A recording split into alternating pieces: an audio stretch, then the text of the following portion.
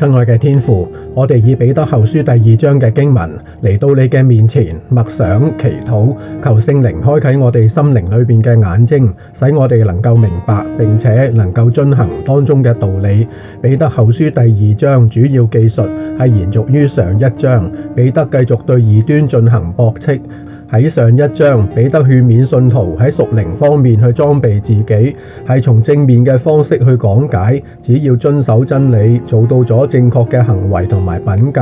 屬靈生命能夠健康咁樣去成長，咁樣異端就冇空間可以乘虛而入。並且喺上一章嘅後半部分，彼得以佢親身經歷、親眼見過主耶穌基督真正嘅榮耀嘅身份，去突顯出呢啲異端佢哋所講嘅靈界事情係假嘅，係佢哋所並冇親身經歷過嘅。到咗本章，彼得更加係進一步毫不留情地揭發異端假教師嘅錯謬與及邪惡。呢度所講嘅異端，應該就係初步成型嘅諾斯底主義。佢哋自以為掌握咗有宇宙嘅言秘知識，其實係不明所以，盲目去追求撒旦深奧之理，係墮落天使嘅伎倆。因為佢哋宣揚靈界嘅靈異事情，並且要求人去敬拜天使。呢度彼得將天使喺靈界嘅層面上邊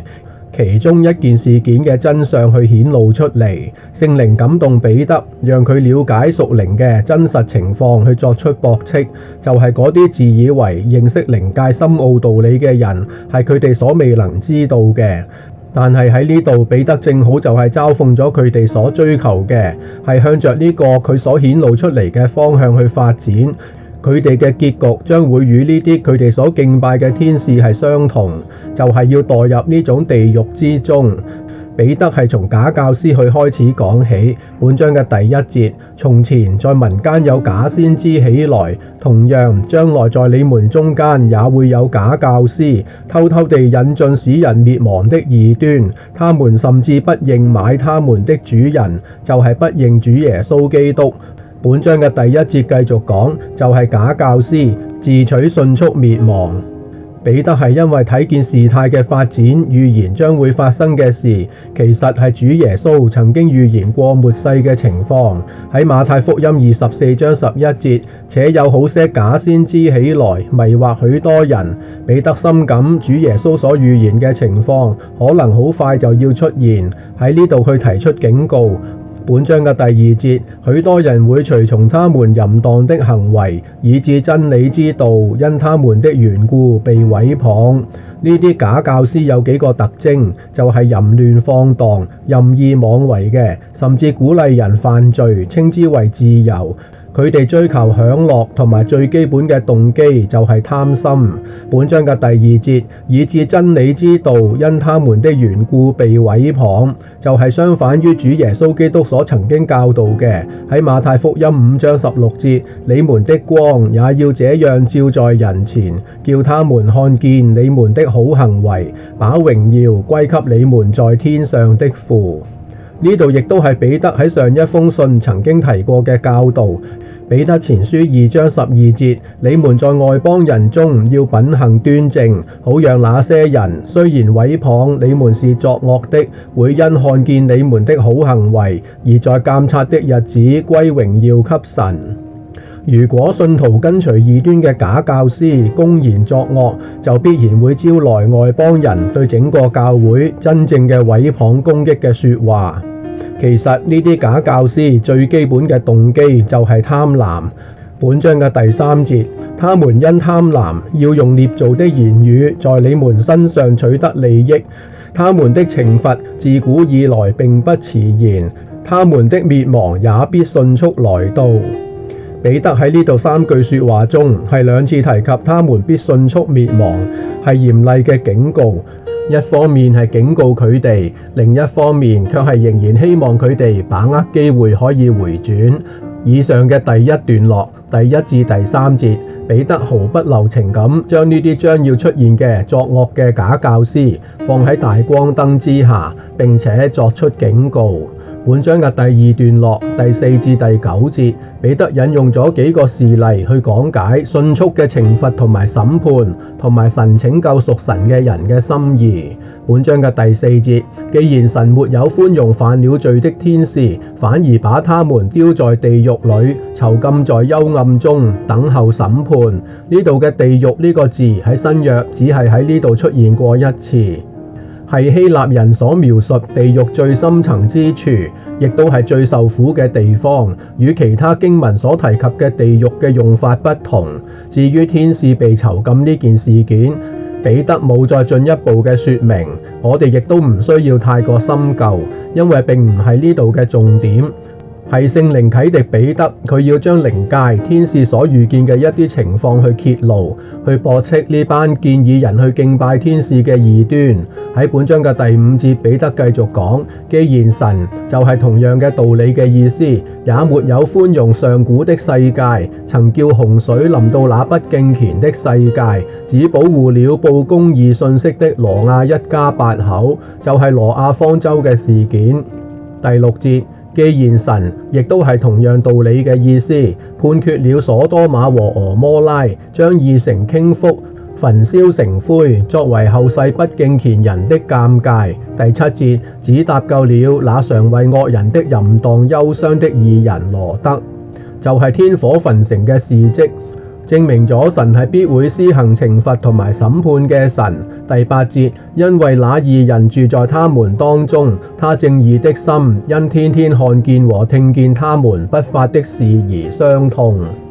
彼得提及咗犯罪嘅天使被囚禁而受苦，挪亞嘅世代遭遇洪水，所多瑪同埋俄摩拉被天火焚燒呢3件事件，除咗係警告神懲罰嘅日子必然到來之外，仲要解釋一個拯救嘅細節安排。本章嘅第9節，那麼主知道搭救敬虔的人脫離試煉，把不義的人留在懲罰之下，等候審判的日子。呢度其實係要引申出喺下一章要繼續講及嘅末世大患難嘅時期嘅引子，意思係好明顯嘅。主嘅懲罰、惡人嘅滅亡將會好快來到，但係主同時會看顧屬於佢嘅人、敬畏佢嘅人，係將佢哋救離險境。本章嘅第3段落第10至22節繼續指出呢啲假教師嘅邪惡特性同埋佢哋錯誤嘅地方，好讓將來佢哋出現嘅時候可以認得出佢哋嚟。本章嘅第10節係延續於上一節最後嘅意思，係本章嘅第9節，把不義的人留在懲罰之下，等候審判的日子，就係話連一般不義嘅人都要喺大患難嘅懲罰之下去等候審判。咁何況本章嘅第10節繼續講，尤其那些隨從肉體、放縱污穢的情慾、藐視主的權威的人更是如此，他們膽大任性，無懼地毀謗，意思係用惡毒嘅說話，甚至咒罵眾尊榮者。眾尊榮者係屬神嘅領袖，係主耶穌所拯救嘅聖徒。呢度嘅意思就係話嗰啲假教師，佢哋心目中冇神，目無權威，不遵從聖經教導去生活，連主耶穌拯救嘅權威都藐視，肆意毀謗，甚至咒罵屬神嘅領袖。然後彼得又再講到天使嘅領域上去，11節，就是天使雖然力量權能更大，係比較呢啲假教師嘅力量權能更大，在對他們宣告從主來的審判的時候，係包括挪亞嘅時代嘅宣判、所多瑪同埋俄摩拉嘅宣判，以及犯罪嘅天使嘅宣判，還不用毀謗，意思係不用不敬或者兇惡的話。12節，但這些人就係假教師，好像沒有理性的牲畜，生來就是要被捉拿宰殺的，他們毀謗就係咒罵同埋惡毒咁去中傷自己所不知道的事，正在敗壞人的時候，自己也遭遇敗壞，因為佢哋都係持續犯罪而遭遇敗壞。呢3節經文用咗3次毀謗呢個詞語，要凸顯呢班假教師佢哋嘅舌頭係作惡，佢哋嘅舌頭係作邪惡嘅事去攻擊別人，係佢哋嘅第一個特徵。結果佢哋自己亦都受害，佢哋注定要受苦難同埋懲罰，最終就係滅亡，彷彿係牲畜注定要受宰殺一樣。第13節，為所行的不義受不義的工錢，他們喜愛白晝狂歡，他們已被玷污，又有瑕疵，正與你們一同歡宴，以自己的詭詐為樂。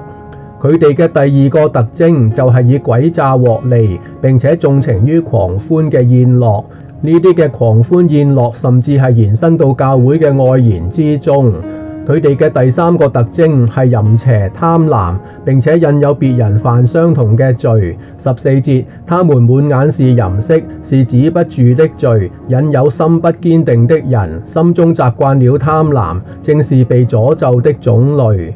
彼得引用咗民數記22至24章，摩押王巴勒去僱用假先知巴蘭，要去詛咒以色列人嘅事蹟，去比作呢啲嘅假教師。15節，他們離棄了正路，走入歧途，隨從比爾的兒子巴蘭的路。巴蘭就是那貪愛不義的工錢的人。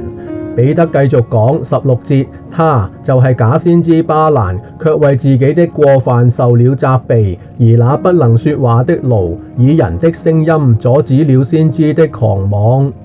呢度係嘲笑巴蘭，佢原本係認識神嘅尊貴先知，結果卻係連畜生亦都不如。彼得作出歸納嘅總結，本章嘅17節，這些人就係假教師，是無水的泉源。原本佢哋係供應水嘅，現在乾涸咗，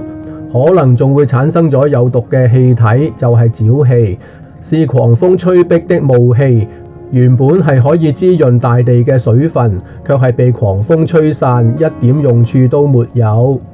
有漆黑的幽暗，就係懲罰人嘅地獄同埋苦難，就好似第4節嗰啲犯罪嘅天使所經歷嘅一樣。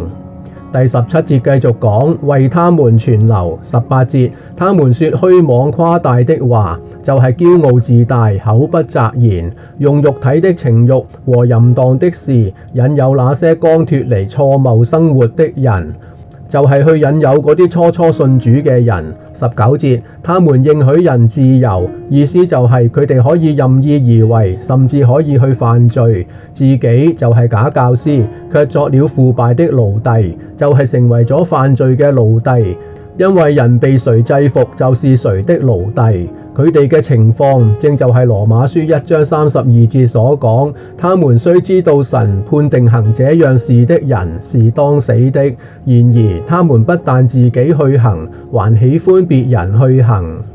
一切都係在於選擇。最後彼得感嘆咁講出咗第20節，倘若他們因認識我們的主和救主耶穌基督而得以脫離世上的污穢，後來又被污穢纏住，被制服，他們末後的境況就比先前更不好了。